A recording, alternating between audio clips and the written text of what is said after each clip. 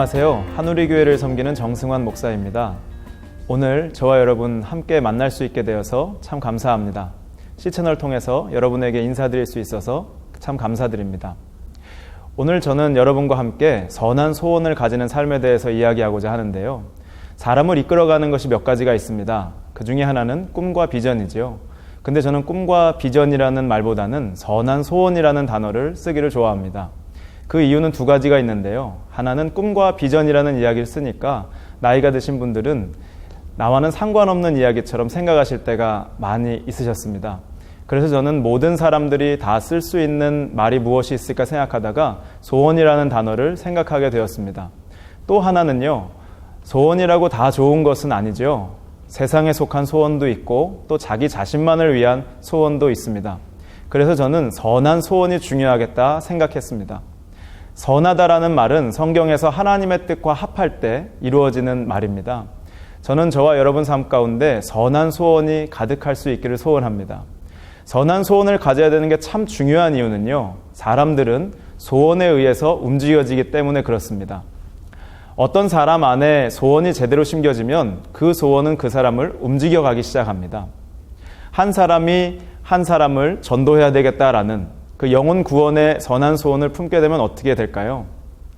선한 소원이 숨겨졌는데도 불구하고 아무것도 움직이지 않고 저절로 되기만을 바란다면 그것은 진짜 소원이 심겨진 게 아니겠지요. 진짜 선한 소원이 심겨졌다면 한 사람을 위해 기도하기 시작하고 또 한 사람을 위해 섬기기 시작하고 필요를 채우기 시작할 것입니다. 그리고 전할 복음을 준비할 것입니다. 그리고 기회가 왔을 때 복음을 정성껏 전할 것이죠. 그 중간에 좌절되는 일이 있고 실망스러운 일이 있어도 그 마음속에 선한 소원이 심겨진 사람은 끝까지 그 소원을 붙잡고 전진하게 될 것입니다.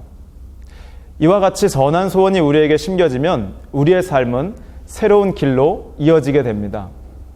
그래서 하나님께서 우리를 인도하실 때 쓰시는 방법 중에 하나가 선한 소원입니다. 빌립보서 2장 13절을 보시면 하나님께서 자신의 기뻐하시는 뜻을 이루시기 위해 우리에게 소원을 통해 역사하신다고 나와 있습니다.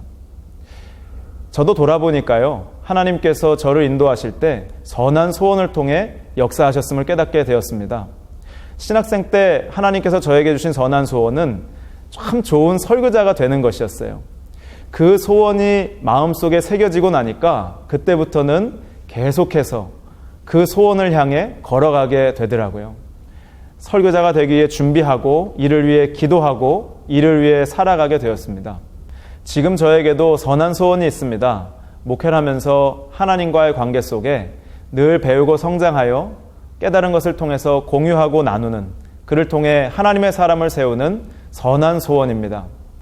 저에게 있어 이 선한 소원이 저의 삶을 계속해서 움직여가는 원동력이 되는 것을 제가 깨달을 수 있었습니다.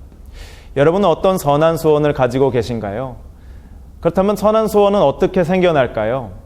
하나님께서 우리에게 선한 소원을 통해서 인도하시는데 그 선한 소원을 가지기 위해서는 재료가 필요합니다. 제가 언젠가 한 방송을 봤는데요. 그 방송은 3대에 이어 한 음식점을 경영하는 일본의 한 가정이었습니다. 그 사람에게 어떻게 이러한 일을 하게 되었느냐라고 물었을 때 그 사람이 이렇게 얘기했습니다. 제 아버지가 음식점을 하는 걸 보면서 저도 소원을 가지게 되었습니다. 그 아버지에게 물었을 때는 그 할아버지가 음식점을 하는 걸 보면서 이 소원을 가지게 되었습니다. 라고 이야기했습니다.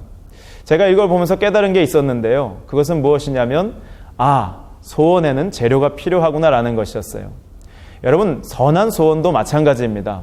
하나님께서 우리에게 주시는 선한 소원도 재료가 필요합니다. 어떤 재료가 가장 귀할까요? 바로 성경 말씀입니다.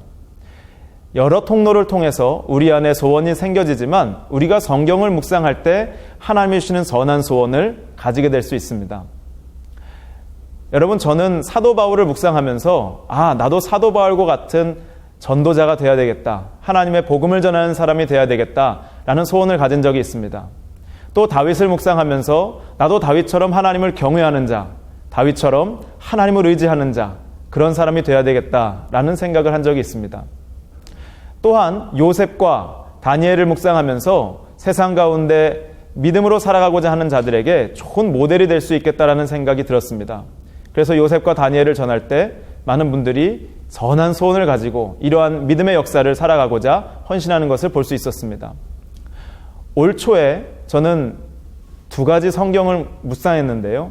하나는 고린도전서 13장이었습니다.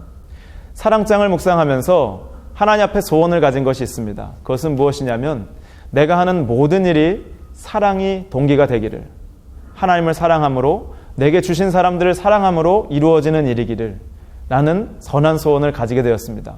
그래서 목양실에 A4 용지에다가 글을 써놓고 붙여놓고 그 소원대로 이끌어져 가기를 기도하고 있습니다. 또 올 초에 묵상을 하면서 시편 1편에 시냇가에 심은 나무를 보게 되었는데요. 하나님의 말씀을 묵상함으로 모든 사람이 이렇게 시냇가에 심은 나무가 된다면 정말 좋겠다. 또 우리 공동체가 시냇가에 심은 나무들이 모여진 숲이 되면 좋겠다 라는 소원을 가지고 기도하고 있습니다.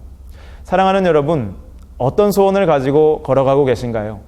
하나님께서 주시는 선한 소원을 품고 그 선한 소원에 따라 빚어지는 복된 삶이 되시기를 축원합니다.